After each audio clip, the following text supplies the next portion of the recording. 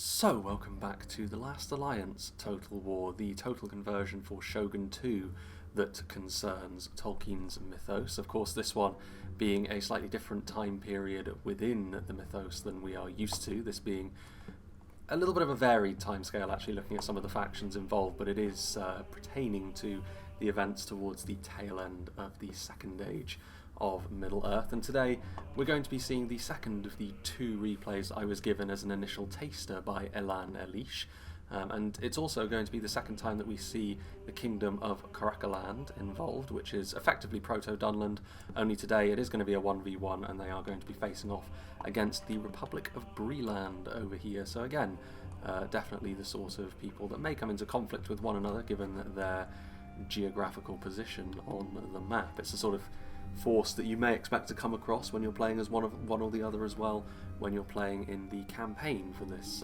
submod as well, which I may go into at some point in the future depending on the stage of development, but that's by the by really. For now, we will go through first and foremost the Kingdom of Krakaland, first and foremost, played by Elan Elish once again. He has got a full front line here of the Chosen of Teje, which again is slightly heavier unit. The camera shakers, they are already beginning to march, interestingly enough, but a shield and one-handed falcons, so a decently solid unit. And considering they're going up against the Republic of Breeland today, it's going to be a far more level playing field in terms of the relative quality that both of these forces are going to have going up against one another, the middlemen blood that both of them have throughout their ranks, of course. So yeah, the Chosen of Teje there. This camera shake is pretty extreme. But yes, the Archers of Viteri, the slightly heavier unit of archers, which we did see involved in the last battle replay, more of a sort of footnote really though. It was other units that won the battle for the forces of evil on that occasion. The Trackers of Krakaskoga, which we didn't see in the last replay, but kind of a happy middle ground, I suppose, between the heavier archers of the Viteri over there and some of the lighter archers that we saw utilised last time. So again, the same sort of armour style that we have seen previously. Some spearmen here on the flank as well.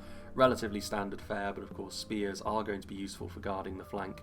It's far more likely, after all, that Breeland are going to have some similar cavalry to the Proto-Dunlanders over here. The Krebane Nest Wardens, an interesting kind of unit. They look to have some javelins on their back. So again, going to be interesting to see what sort of damage they can do when they get up close and personal. The Crow's Guard, which we saw a little bit of in the last replay as well, with those little beaked hammers of theirs. Again, going to be good at cracking through some of the more defensive units that Breeland may want to set out and stop this advance. And then here we have the Witches of Vision's Hill. So this is going to be an interesting unit to behold. You can see lighter in nature in terms of their armour, but very wicked looking two-handers that they wield. And of course not too dissimilar to the Daikatana wielding units that Shogun 2 had, I'm sure, with a charge bonus to match. Interestingly enough, I did notice when the units were loading in that they still have the Japanese voice files in some of them, so that's an interesting one to see as well. Blood Witches of Teje, which I think, yes indeed, she stands out rather clearly in and amongst her unit with those red feathers, so she is going to be the general here. Of course, I believe a fully fictional character, but then you have to take some creative liberties with some regions of Middle-earth because they're not that fleshed out in comparison to some of the others, and certainly Krakaland is going to be falling into that category. And unsurprisingly, we have plenty of Iron Raiders as well. I think 4 units in total, with 2 units on that flank, 2 units on this flank, and that's not too surprising. The cavalry was definitely the thing which gave evil the upper hand on the last battle that we saw, and so it makes a bit of sense to invest a little bit more into your stronger units of cavalry. Not too surprising given what Shogun 2 is and given how effective Yari cavalry can be in these sorts of situations. A little bit of a structure here, farmland as well, and a river running through the map as well. But now for a completely new faction, from what we have seen anyway, the Republic of Breeland. Of course, this is going to be interesting as well because Breeland in themselves are going to be a little bit different as far as their Second Age version goes as well. Breeland Gentry, 180 of them, a solid unit of infantry by the looks of it. Again, big shields and a sword in their offhand as well. I would imagine a little bit more defensive than the slightly more savage, heavy attacking troops that Krakaland are bringing. Interestingly enough, Breeland with their green colour scheme and also their horse sigils, it makes them seem a little bit similar to Rohan perhaps, but of course going to be focusing on somewhat different things. But yes, the Breeland Gentry, heavy unit of infantry, definitely intended to be the solid front line. Just in behind we have the Breeland West Axemen, so perhaps a little bit less armoured and less equipped than some of the equivalent shock infantry units on the other side of the field, but the extra damage that having these two-handed weapons will give the Breelanders in melee does mean that they won't be completely outpaced when it comes to dealing damage in melee by Krakaland here. More units of them as well, so very uniform uniform army by the looks of things on that side. We have Darren Butterbear, who is going to be the general today, and he is this gentleman here by the looks of things, with a little bit of a breastplate involved in his armour as well. So a heavy archer combined with a side sword as well, so a good multifaceted looking unit here. Obviously you know, a little bit more well-rounded perhaps than Teje on the other side, but of course that means that not as strong in melee, you would say, certainly. Good to see the Breeland Burgers crossbowmen as well. Obviously this is something which it does have in common perhaps with what goes on in Reforged, given what Caraland are all about over there, with crossbows being one of their main strengths. We can see that crossbows are also going to be the sort of thing which Breeland can fall back on to do a little bit more punch in a slightly shorter range perhaps, but you would worry for them if it comes down to a long range engagement. Of course Krakaland do have a decent amount of archers at their disposal, but Breeland with their general and also the Breeland company of archers in behind here are going to be able to contest that, and indeed a decent amount of archers here right at the back. And that's pretty much it for them. So a couple of units of crossbows near to the general. We've got some more Breeland West Axemen, so heavy infantry at the front, axemen, archers and crossbows in the middle, and then standard archers at the back, and then cavalry on both flanks as well. Breeland Riders of the Great Road, which, I mean, just in terms of looks alone, seem to be a little bit less armoured than the Iron Raiders on the other side, but similar sort of level of cavalry with a decent shield, decent enough equipment, and a long spear as well, though by the looks of things only 2 units from what we can see, but we'll have to wait and see if that is true. Breeland City Guards actually are another unit which are a little bit different perhaps to the Breeland Gentry, maybe the more standard fair heavy infantry unit. The Breeland Gentry a little bit more solid, but the City Guards a little bit more numerous and presumably a little bit less expensive as well. But let's get the show on the road. So the Breelanders going to be adopting probably, or going to be able to, well, also moving forward and claiming a good position on this sort of map is going to be relatively important. This middle section with its heavy cover and also a little bit of terrain in terms of the cliffs is going to be an interesting thing for both of these players to try and maneuver around. The Iron Raiders, again, I do, based on the performance of this army in the first battle, I do like the decision to go cavalry heavy. Lingering too long in the sight of those Burgers crossbowmen is probably the biggest danger to the Krakaland cavalry right from the off. The Breelanders do have quite a wide army as well. They're going to try and set themselves up. They do need to be a little bit careful that some of their army doesn't lag too far behind and they end up getting defeated piecemeal, as the Krakaland army is going to be more easily able to keep itself together given they were the ones that moved first. Breeland City Guards moving forward. I mean, swordsmen, as long as they are braced from the front, it won't be too devastating if the Iron Raiders do the business there. Iron Raiders, Breeland Riders of the Great Road. I mean, the Gentry are moving forward as well. I mean, given how solid they look, they will be, a good amount of stock is clearly being put into how solid the Breelander infantry can be, but whether or not they're going to be able to withstand the slightly more savage force that is across from them. I think even actually the general may tip the scale of the ranged fight just about in the Breelanders' favour, but that's only going to be true if the Iron Raiders do manage to charge in there. It's only going to be true if the Breelanders can set themselves up quickly all at once. And they did manage to get a good shot in there. I mean, the archers also coming in now.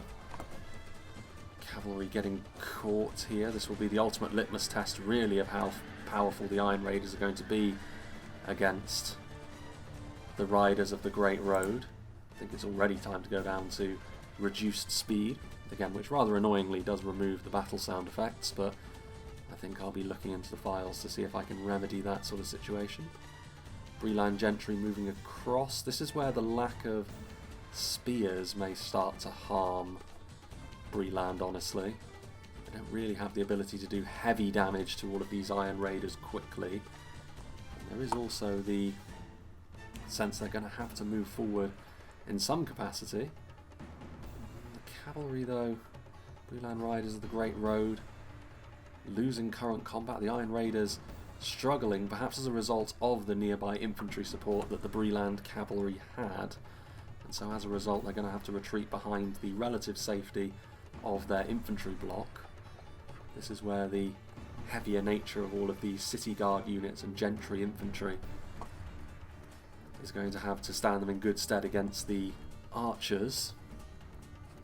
Javelins firing away. Nest Wardens trying to do their thing. Again, Riders of the Great Road close to the Krakaland infantry force, and they are losing their conflict against the cavalry. Obviously the charge is a big deal when it comes to this kind of unit. Iron Raiders now pulling back. There is a unit of Riders of the Great Road that have been left completely behind, and Breeland really do need to get all of their units into play at this point. They do have all of their archers and also their crossbows in range now, which, I mean, all of the cavalry from both sides really has been mangled a little bit as a result of that initial engagement, so maybe the cavalry will prove to be less of a significant factor in this battle, and instead it will come down more to who can withstand ranged pressure the most and who can dish it out more quickly. I would suggest that the crossbows and the damage that such units can often do mean that Krakaland is probably going to have to be the ones to move forward, and indeed they probably should want to, given the slightly scattered nature of this Breeland force. The individual infantry forces would fold one by one, and I think Breeland recognise that because they're trying to reorder their lines, but a huge amount of arrows and bolts and javelins that are flying overhead, horses without their riders charging through the lines as the Chosen of Teje start to move forward. Gaps in their armour, of course, but not too surprising for these kind of forces. Are they going to charge in? Just going to walk into melee, line infantry like this. Perhaps not surprising for this sort of unit. And now, Iron Raiders struggling in the face of these Riders of the Great Road. If the cavalry fight can be won by Breeland, if they can get in behind enemy lines, then perhaps the damage can be undone. Breeland Gentry doing a pretty decent job in melee so far, certainly proving themselves to be resilient, but only the first wave of Krakaland infantry has moved forward at the moment. And of course they do have a fairly healthy amount of really high damage infantry, but it's a question of whether or not these are the kind of units that are being targeted. A few arrows may be slipping through and hitting their shock infantry, but for the most part it's archer against archer. This may be where some of these heavier archers of Viteri can really start to earn their keep. Nest Wardens, Spearmen, flaming shots being utilised, although they are concerned, losing current combat, but that's only because they're stood there getting shot up. Flanks exposed, this initial infantry force. There's some T-posing going on there from the officer, trying to assert dominance, but it's not really working. An entire unit lost. Still the small matter of all of that Breeland cavalry, which is going to need to be used a little bit more aggressively now. These Nest Wardens trying to be the support that their front line needs. I think maybe another wave is going to need to come forward though, and indeed it appears as if the Dunlanders concur. Some elements of the front line against some of the more depleted units of infantry after that cavalry engagement have broken through, so perhaps application of those high damage shock infantry units can make the difference. And indeed, it's actually the Iron Raiders over on this flank which are finding the gaps now, so both sides are going to be able to utilise their cavalry here. Iron Raiders running for the hills though. Starting to see some of these axemen get involved in melee as well. This extra damage should be good against static cavalry. When cavalry gets bogged down in melee, that is often where they can be undone. And the Crow's Guard starting to move around the flank now. Perhaps the more numerous Krakaland infantry is going to start to take its toll. Leaving that one unit of Breeland riders behind may prove to be a real error, given that I don't think they're going to be able to last too much longer under this amount of pressure. So far the Breeland infantry has done really very well for itself, but now the witches across the front line and the Crow's Guard were heading around the flank as well. It could be that the loss of a general could swing the battle here. I think for Breeland the loss of the general at this point would be an absolutely cutting blow. Now the archers of Viteri getting involved in melee as well. Again, very impressive looking all-round unit. The Blood Witches, I mean, General's bodyguard here taking a hefty amount of arrow fire from all the units that can still muster it, but you can see many of them able to withstand that kind of punishment. Considering how wide open this battle is in a 1v1, it is interesting that it's turned into a relatively straight up infantry fight. The Crow's Guard here, heavy blows, are now able to completely surround this unit of gentry that was marshalling this flank. Yeah, and this is the sort of engagement that you do start to worry about Breeland, especially when they've got javelins hitting them in the flank, and the West Axemen now managing to silence the Nest Wardens, but is that a little bit too little too late? Perhaps it is. Well, they are able to, not routing, but they are concerned as a result of that. Crow's Guard concerned, attacked in the rear. The Breelanders, again, they're too scattered at this point, perhaps. It's been the story of the battle right from the initial manoeuvrings, really. Krakaland was able to keep themselves together a little bit more easily, perhaps. The Breeland Riders of the Grey Road getting a good charge here into the units that have managed to breach through the lines. More of the cavalry units getting killed by still some of the archers that have a bit of ammunition there. The trackers managing to offer a little bit of support to the continuing push, but when you're on the inside of the Crescent Moon, when you start to have your flanks crushed inwards, it's often a bad sign. Breeland find themselves trying to fight their way out of that situation, and you can see here the Nest Wardens actually losing against the West Axemen. Shows Natege pretty depleted at this point. There have been a few units that have routed, but it has been mostly the cavalry. Both sides' infantry have stayed relatively intact, and the fighting retreat here of all of these ranged units is going to be the difference maker. If it comes down to sheer martial might in melee at this point, as it always was, I think it will go into Krakaland's favour. But if the damage from those archers and crossbows in behind the line can continue to be forthcoming, and if the Breelanders can continue to hold out a little bit longer, the damage may be too much for all of these units to bear. The Witches of Vision's Hill here. I mean, the Breeland Gentry have done very, very well, considering the kind of fight they faced. Exactly the kind of performance from a unit of heavy infantry like this that you would want to see, especially against this kind of force as well. But the flanks have more or less been completely dominated by the Dunlanders. Still looking at them. I keep glancing at the minimap to see if that one unit of cavalry is going to make its appearance, because if they do, it could be the difference between victory and defeat. Flaming shot being used, but that may be more likely to rout their own men if they get too much in the way of friendly fire. Again, I think we will go into some more stats-based things in this mod. Maybe go through the odd top 10. From Shogun 2 onwards, after all, Total War did become a little bit easier to do in that regard. Breeland Company of Archers continuing to fire away. yeah, maybe a little bit lighter than the archers of Krakaland that we saw previously, but they're continuing to fire, and the more damage they can do, the better it will be for them, although they do have the Crow's Guard bearing down upon them now, and that is not the sort of fight I imagine they're going to want, and indeed a few shots forthcoming to try and stunt their progress. I mean, the problem is they can go after one unit of archers, but the rest are going to be able to do the business against them, and it is going to come down to how active those Breelander archers can really be. And still, I mean, they're not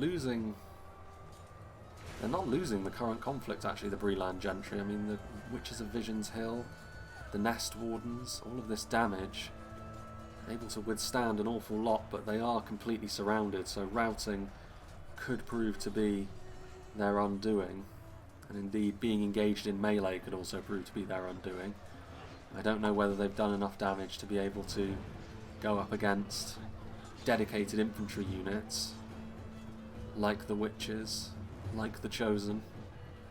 I mean, in particular the Crow's Guard, you would imagine, based on their equipment alone, the discrepancy between the Breeland archers and these Warhammer wielding warriors. Very tired. So they've managed to keep themselves firing for a good amount of time, and crossbows were among their ranks as well, but as resolute as the Breeland infantry was, I think in the end sheer martial might may be enough to carry the day. Trying to get their archers back into a position again, but at this point there's no infantry to cover their retreat, so they're going to have to leave units behind. Indeed, Darren Butterbeer himself is going to have to get involved. Can we find where he is? Some of them falling away. I don't think so. I mean, having to go up against the Crow's Guard directly, inspired by ability. Spearmen now moving forward as well. Not taken, well, decent amount of damage done to them, but moving forward in formation, shock infantry following them in as well. Still some arch support coming from the trackers as well, which means they're not even able to have utter dominance in the one area they would want it here, Breeland. Wielding their swords two-handed. I think Darren is going to be able to mete out a victory here. Again, both sides clearly had similar designs on the battle. Similar amounts of cavalry. Flanking done more or less the same. I think the main difference was a little bit more emphasis placed on long-range units by Breeland with more defensive infantry up front. More numbers in terms of sheer melee for Krakaland, and also higher quality units of shock. Higher damage as well, and also the addition of spearmen will have helped. Any sort of cavalry incursion would have been easier to deal with on the flanks with these guys in close attendance. Darren doing his best, but his unit is starting to really take some losses now. Yeah, and as much as Breeland have really pumped a lot of arrows downfield, but a lot of the heavier units they've been facing have been able to withstand the punishment pretty well. Unit losing decisively. Ultimately, Darren's unit is a unit of archers first and foremost.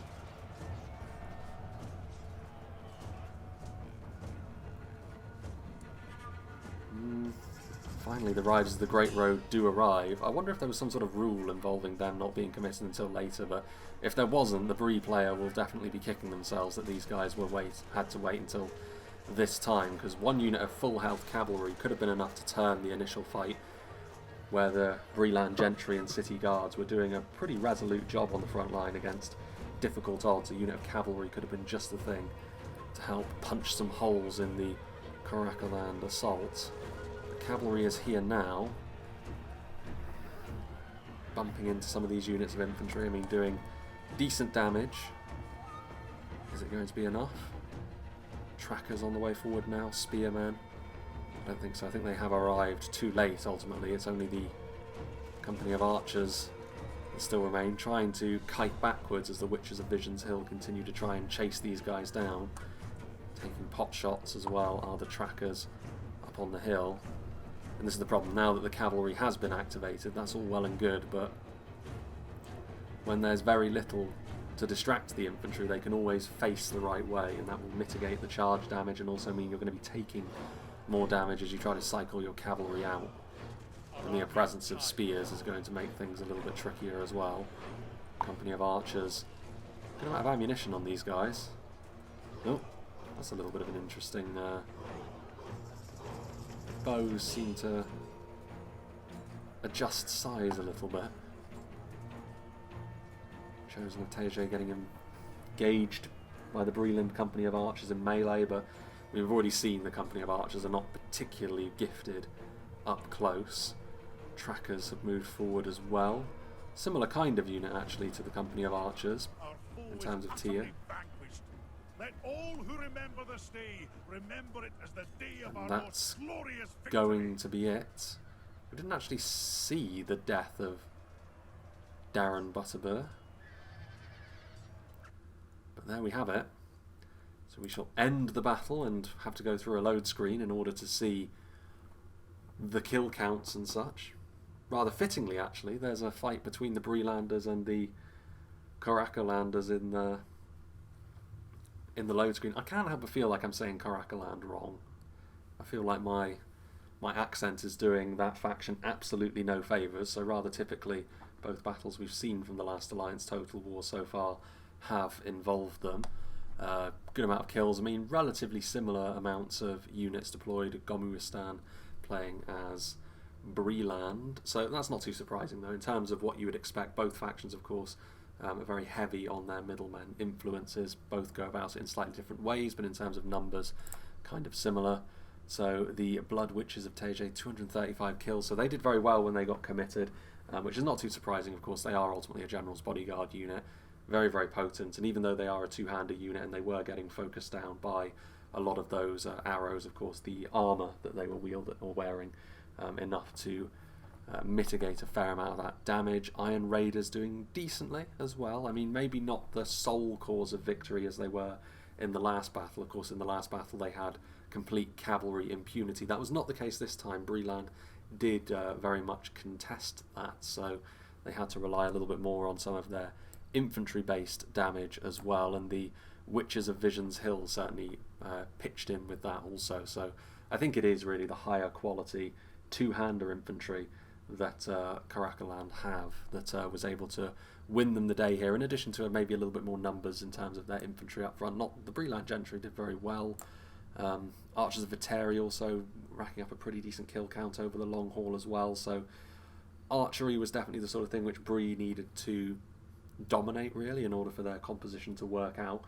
And in the end I think it was too heavily contested. I don't think either side really dominated the long range game, but that's more of a problem for Bree than it was for the Dunlanders here. And of course we saw them several times in the battlefield doing very, very well. The Crow's Guard are very much a standout here for the Dunlanders. Meanwhile, Darren Butterbeer doing very well. I mean, most of that damage will have been done at range. We saw them get involved in melee, and very quickly the overwhelming force that was brought to bear was enough to cripple Darren and his guards. Breeland Gentry, only 2 kills for 1 unit of them, which is interesting. I guess that must have been the first unit to get charged, but several of them in the middle, including this unit getting 322. I mean, it was more their defensive prowess which I was impressed with here, considering the kind of damage that was coming their way, but ultimately it wasn't enough in and of itself. They needed a little bit more in behind them in order to be able to pull out the victory there. And elsewhere, I mean, several units getting 100. Some of the Breeland West Axemen doing decently as well, not quite as well in comparison to the shock infantry on the other side, but decently enough. But it was here, I think, where the real problem started to set in. That's not enough damage from the crossbows, I don't think. Certainly not enough from the archers. I think it was more important, like I said, for Breeland to try and win that arch fight. Although, to be fair, it is the crossbows, I think, the main point of difference here. Because if you take into account the 4 Breeland archers, there was around 4 Dunland archers as well. So, I mean, but again, the Dunland archers did better. Crossbows needed to be the thing to make the difference, and ultimately that doesn't look like it was the case at all with those levels of kills, relatively speaking. And yeah, I mean, the Breeland Riders also maybe not quite as effective as the Iron Raiders either. That one unit getting 179 really standing out there. So yeah, big thank you to Elan Anish for sending this one. Again, it was part of an initial 2 that I was going to be doing. Over the next while as well, I'm going to be getting sent other replays from this as well. And I think as we move along, we will start to dip into the mechanical side of things a little bit more as well, because it means that I'll be able to speak with a little bit more authority in terms of the battles as they're going along. I know that you can enable the stats of the units in the battle as well at the push of a button, but for the time being I just wanted it to be more of a cinematic feel to it, and we'll go into the stats, I think, in its own set of videos, I think, but I'm still pondering on how best to do that. We'll see. I'll probably get some input from some of the development team if I'm able to. Elan, I think, is probably the best person to talk to about that. But again, I'm starting to ramble at the end of a video again, thinking out loud. So yeah, I hope you enjoyed this, and I hope you'll join me for whatever is next.